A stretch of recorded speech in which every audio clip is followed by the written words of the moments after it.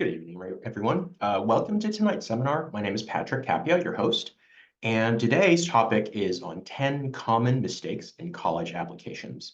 I think the reason why I wanted to talk about this today is that, we do have quite a few seniors or rising seniors who are now a little bit worried about college applications. And I kind of wanted to tap into my years of experience in college admissions to give you a little bit of a sense in terms of what I feel are some of the more common pitfalls or mistakes that many people make in the application process. Now, you don't, of course, have to be a rising senior to benefit from this. So if you or your child is still someone who's earlier in high school, in some ways, learning about this now could even enable you to be able to kind of help prevent these mistakes in the future. So many of the tips you will find here will hopefully be helpful regardless of whether or not you're going to be applying this year or whether or not you're going to be applying in a year or two. Okay. All right. So first, this is a pretty obvious one. I think most people know this, right? So procrastinating is probably one of the biggest mistakes to make in the college application process. There are a couple of main reasons for this, for obvious reasons. One is that in the admissions world, timing is everything. Okay, there are a couple of key reasons here. So the first is that we typically advise students to just like strategically submit their applications about 2 to 4 weeks before any deadline. Now you might think to yourself, wow, that's a lot of lead time, but there is a reason for that. Okay, for one, colleges do see the timestamp of when you submit your college apps. So they'll know, right? So if you're submitting it at the very last minute, if you're submitting it at like 11:59 p.m. of the day of the deadline, it kind of says things about you and your punctuality and how you prioritize your time. So it's not a good look, right? Two is strategically, there's also a window, during which many admissions officers are coming back to the office after doing their sort of visits to local high schools, part of their territory. And so they have a chance to be able to read through these applications when not all the applications are in there. Okay. So many times, like many admissions people I've talked to, feel like they want to get a head start or a jump before every single application goes through their system. So this could be an opportunity. Now, it's not guaranteed that they would take a look at it during this window, but many admissions people choose to want to like get that head start. It's sort of like if you're in high school, if you get a lot of homework on a given day, you might want to try to see if you can get a head start before you get home, right? Try to see if you can cut down on the amount of work you have to do. And of course, admissions people are people, right? So they will take these opportunities to go ahead and cut down on the work they might have later on to sort of alleviate their stress later on. Okay. So one of the key things that you want to be able to do then is to take advantage of this crucial window is to be able to have a timeline in place for when you are going to want to work on these applications. So if you are following the advice of a seasoned expert who can guide you through this process, it can not only help you, manage your workflow better, it can alleviate a lot of your stress. Okay, because oftentimes for seniors, they get major writer's block when they don't know what to say. And because they're so stressed by the amount of work they have to do, it becomes counterproductive. And so being able to be guided by someone who's had experience going through this process numerous times and oftentimes for many years can help you get your best work together in a timely fashion. Okay. One other thing that is not commonly talked about is that if you can get your application in well before the deadline, it actually puts you in a better position to be able to secure an interview, right? So there's this common misconception that interviews operate the same way they do for in the workplace, where if you do get an interview, it's because they screened you and they like your application better. Oftentimes for colleges, that's not the case, right? In the years that I served as a Harvard interviewer, I never once got access to an actual student's application. So all I got was the student's name, email address, phone number, where they went to where their high school is. And so there's not really any way for me to screen which ones I would deem more qualified than others before the actual interview. So if you know this, that gives you an extra advantage in terms of submitting your applications earlier and then having a better chance to be matched with an interviewer. Okay. So it pays to really be able to kind of like, send your applications in well before the deadline. Okay. Next is there are also tons of horror stories, unfortunately, of students that wait too late before they submit their applications.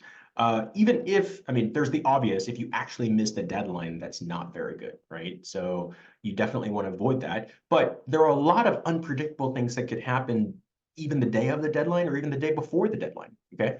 There were a couple of years, for example, where the whole UC, University of California server crashed, right? Because there were way too many applications and they couldn't handle the number of, applications being processed. So the entire server crashed. And, we've heard of students who are immediately panicked and stressed out because they weren't able to submit their applications.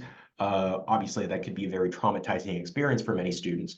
Thankfully, though, the following Monday, this happened on a Friday, right? The following Monday, the UC sent out notifications that they did extend the deadline, but you can't always bank on the graciousness and leniency of these colleges, right? So it is up to you, right, to make sure that you can submit your application to avoid any sort of these disasters, because I mean, there's stuff you can control, but then it's worse when there's things that you can't control and that, that prevents you from submitting your application, even if you're still before the deadline, okay?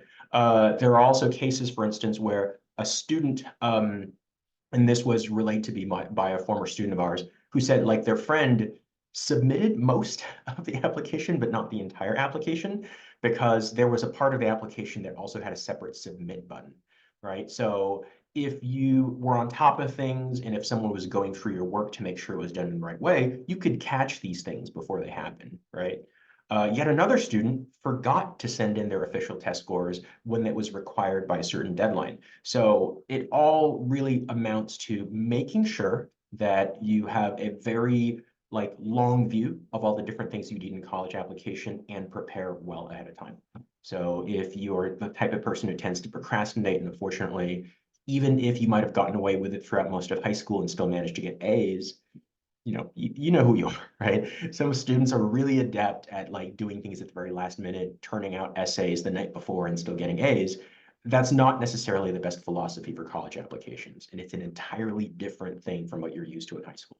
So I urge you to really take it seriously, because this is not just a one-time thing, right? Your next 4 years are contingent on this, so it really makes sense for you to really give it the attention it deserves. Okay. All right. So typically for HS2, we have a very detailed roadmap that our students will follow. So even by the second semester of their junior year, our students are typically already working on their college application essays. We typically start with the UC essays because those prompts have not changed for many years. And so it's a safe bet that you can go ahead and start without having to worry about the colleges changing the prompts on you, okay? Because if the UCs were to announce a change of their essay prompts, there's a lead time of 1.5 to 2 years, right? So this is definitely a smart call if you wanted to get a head start to alleviate some of the work later on. Oftentimes during the summer, we have our students work on their personal statements. By around August and September, the work shifts gears into working on their early action and early decision essays, right? And then we start working on, at this point, we prioritize certain colleges as their priority supplements. And usually by early to mid-December, all HS2 students are done, because we don't want people stressing out and trying to submit at the last minute, right? Obviously December, we want students to really just enjoy the holidays with their family, right? So this is the best way in our experiences to make sure that students are stress-free and they still have ample time to put together quality applications. Okay, mistake number 2 is mishandling recommendations or not prioritizing them as much as you should. Okay, so first thing is about teachers, right? So oftentimes we advise students to go ahead and select teachers from ideally 11th grade and typically from your hardest classes like your IB or AP classes, right, or honors classes. But if you can't, try to prioritize either 12th grade or 10th grade teachers, and try to look for teachers that have known you ideally for multiple years, right? If possible, at least one of your recommenders should come from a subject that's related to your major. Now that can't, that doesn't always present itself, right? So let's say, for example, you pick a field that is pretty far removed from the typical core subjects in high school. Just at least pick the subjects that are most related to it, okay? But above all else, make sure that they actually know and like you pretty well. Because even if it's a pretty prestigious sounding teacher who teaches an AP class, if they barely got to know you, then that letter of recommendation is not going to be very strong, right? So for HS2, we normally advise students to go ahead and ask their teachers toward the end of 11th grade, because another common mistake is that some students will wait until senior year to go ahead and ask their teachers. That's really dangerous, because If you go ahead and ask them by 12th grade, there are some teachers who have caps on the number of recommendations they're going to write for certain students.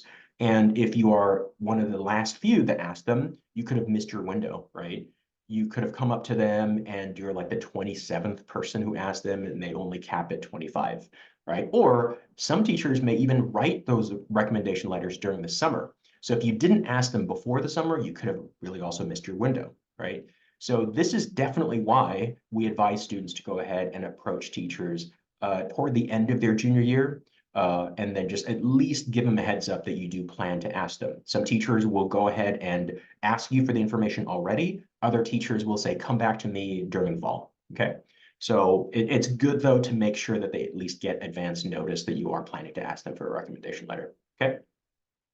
Next is also don't forget your school counselor. This is another common mistake that people make regarding recommendation letters. They think that they only have to worry about their teachers, right? Because you could just assume that, hey, your counselor is going to be there. They're always going to write your letter.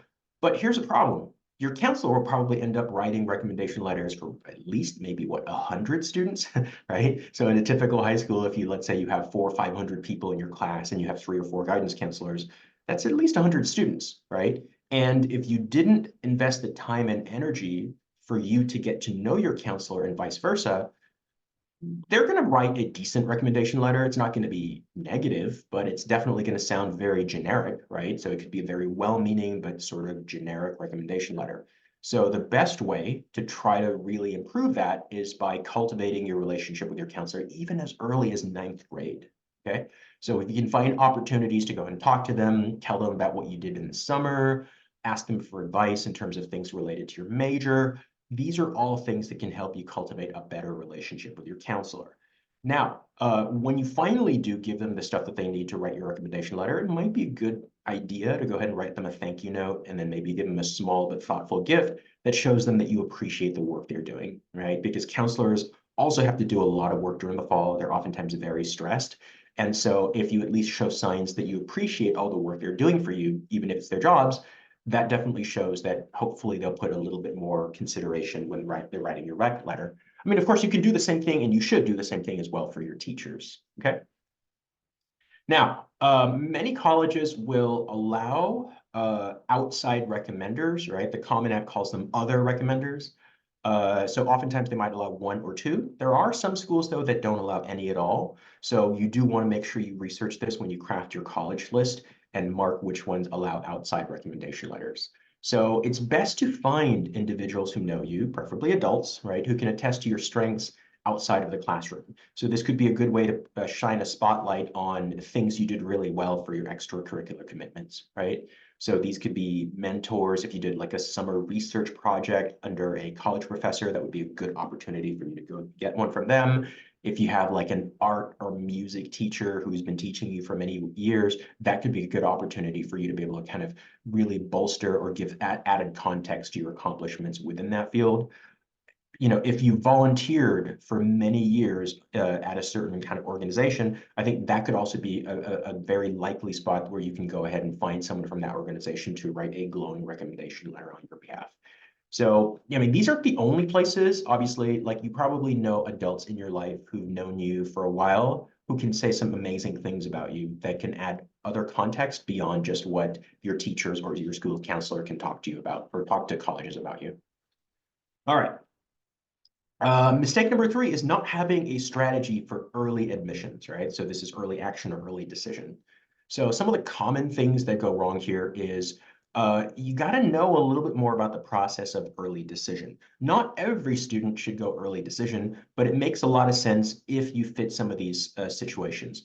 The first thing I want to say here is that if there is a clear-cut #1 choice school in your mind, and it does have ED, and you are a competitive candidate for that school, that's oftentimes the best opportunity for you to take advantage of ED. Sometimes, though, some students will go ahead and make some of these common mistakes. They'll either overreach, they're shooting for a school that's way more competitive than their profile would make them competitive for, or they sell themselves short. So either way, it's not good, right? So my advice is that if you're looking for a school to consider for early decision, find a school that you can be competitive for, but it's still going to be challenging or difficult, but not too challenging. Because if your numbers look they pale in comparison to the rest of the applicant pool. Your GPA is significantly lower. Your test scores aren't even close to the average applicant. It could backfire because if you're in a more select applicant pool, you can look less competitive to them. Okay. Now, conversely, you also don't want you don't want to ED to a school that's sort of in your target or likely range, because if you have a very good shot to get in there for ED, there's the opportunity cost where you could have tried going for another school, but there was also if you got in, how could you know if maybe you could have gotten into an even better school, right? So making that right decision in terms of which school to ED to is really crucial. Another thing that I kind of skipped this earlier here, but if you are considering trying to apply for financial aid, you got to do your research to find out whether or not ED is a right decision for you. Because yes, ED can boost your chances of getting into a school, but if you are hoping to get a scholarship or you're hoping to apply for financial aid, applying ED definitely limits your options. Many schools will probably give you a fair financial aid package if you're applying there, but you never know. Some schools could, for instance, like not necessarily give you as much money as the financial aid formula could dictate, right? So we'll talk about that a little bit later. But you're also not able to shop around and compare other packages from other schools, because if you apply for early decision, it's a binding decision. You have to attend the school, okay? All right, so a fair word of warning, because this is definitely something that I've seen, like there are articles in the past of students who got caught doing this, for example. You are not allowed to ED to more than one school. I know I've been asked that question sometimes.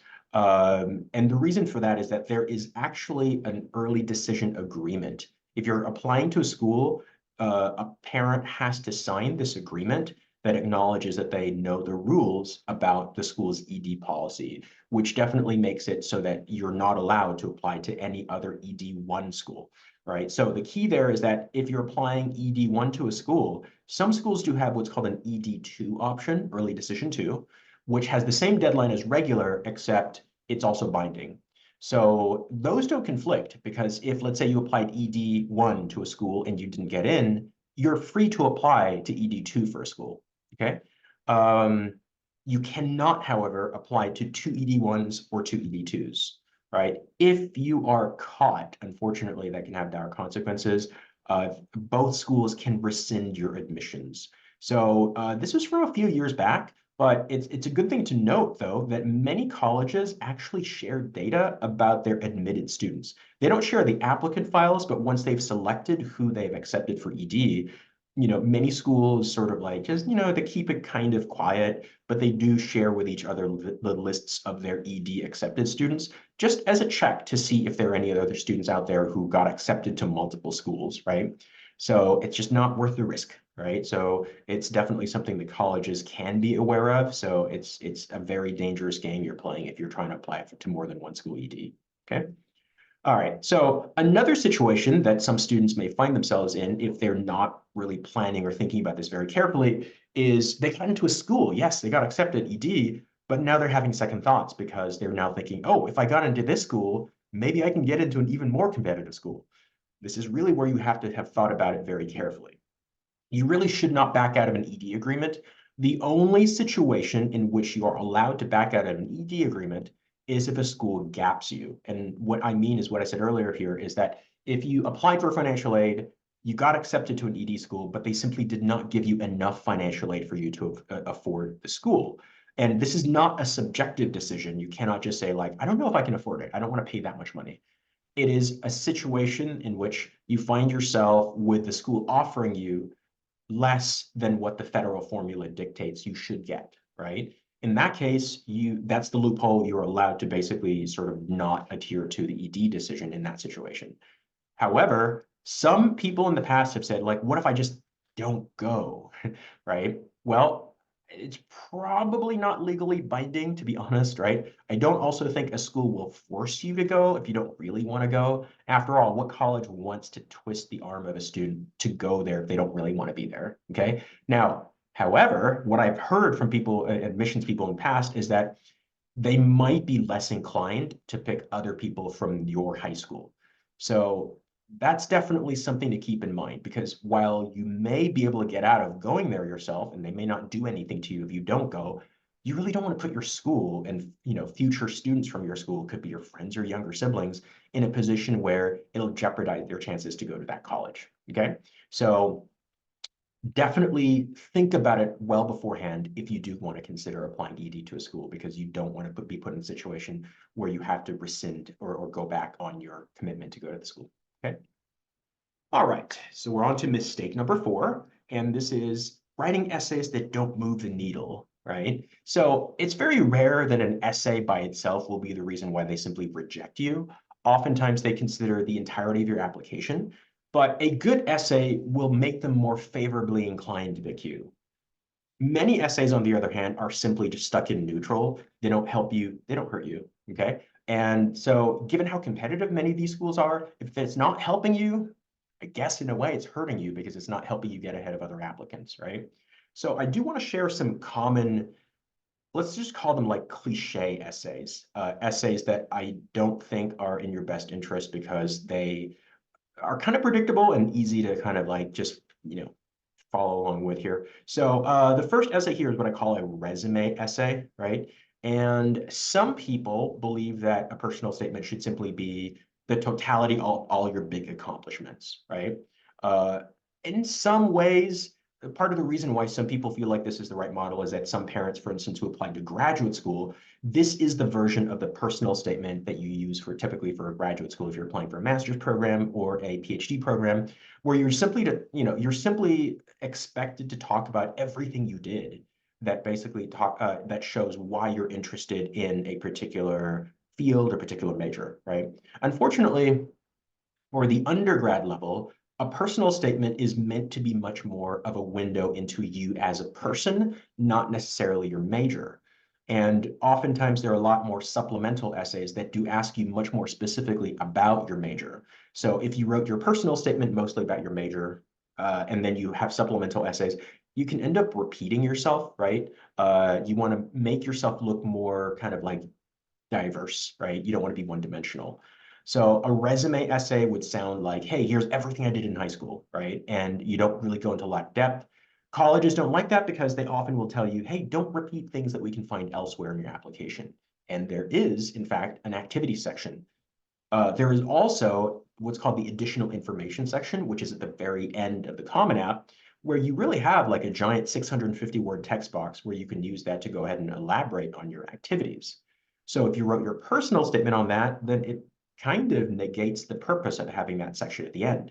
So what you really want to do is to focus on something that showcases you as an individual, your passions, your kind of like your driving motivations. Those are the things that you want to focus on, okay? Another common mistake for essays is writing a sob story, thinking that if you just wrote about how bad your life is, they'll feel sorry for you and then accept you. It doesn't work that way. Now, it doesn't mean you cannot write about some challenges or adversities you faced, because to be fair, there have been many situations in which, students have lost a family member, they themselves have, suffered from like a severe injury or illness. That's fair game. You can certainly write about it, but you don't want to emphasize just the sadness or the tragedy of the situation without reflecting on how it's molded you as a person, right? So I advise students, if you're going to write about this, try to make it less about the actual tragedy of the situation, but more on how you've evolved as a person and how that's made you much more resilient, right? That's a better way to be able to use those types of situations. Next up, I call this the Rocky essay, right? So, many times this could be in the context of sports, but it doesn't have to be, right? So many other activities follow a fairly similar narrative arc.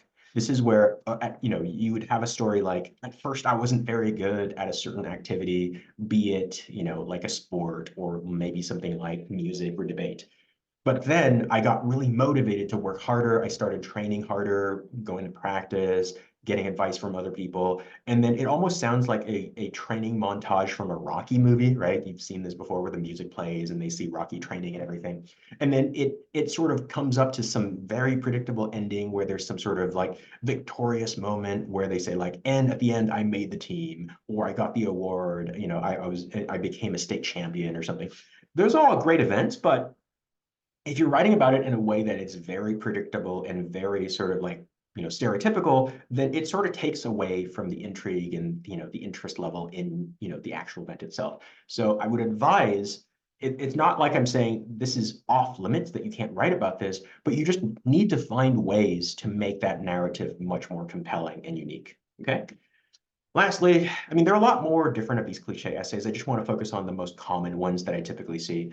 There's what I call the TMI essay. TMI is an acronym, if you're not familiar with, it simply means too much information.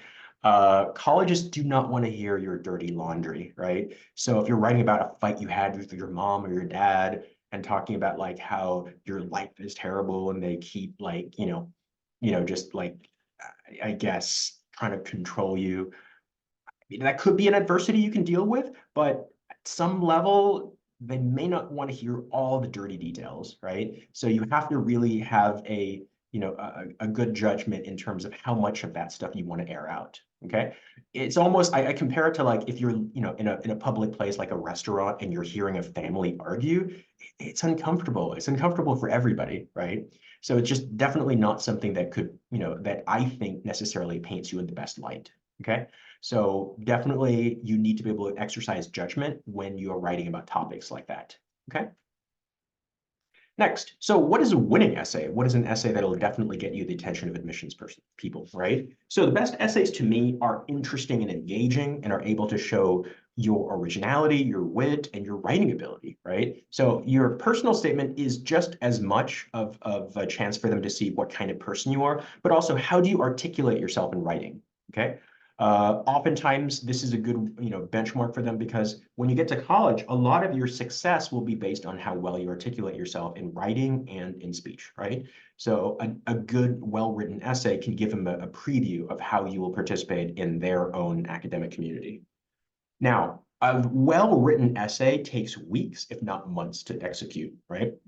And so much like my first tip about not procrastinating, if you can actually go through and start working on it in a timely fashion and get the advice of people who know this process and who can tell you which topics are maybe a little bit too cliche or which ones maybe, or ways to take those events that otherwise would be cliche and find a way to tell the story in a much more compelling and original way, that's definitely going to allow you to go ahead and kind of have that, solid, compelling essay, but still enable you to keep your voice, okay?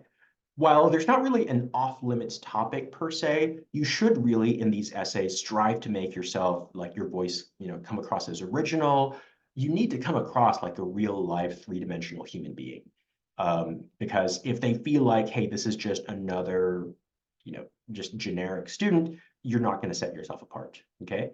And above all else, you really have to make this true to you, right? Because if your essays make you sound like someone you're not, don't forget, right, there's also the interview, there's also the recommendation letters. If they paint a completely different picture of who you are, that could cause admissions people to call into question whether or not this is even your work or whether or not you have a good sense of who you are and what you bring to the admissions office or the college, okay? All right,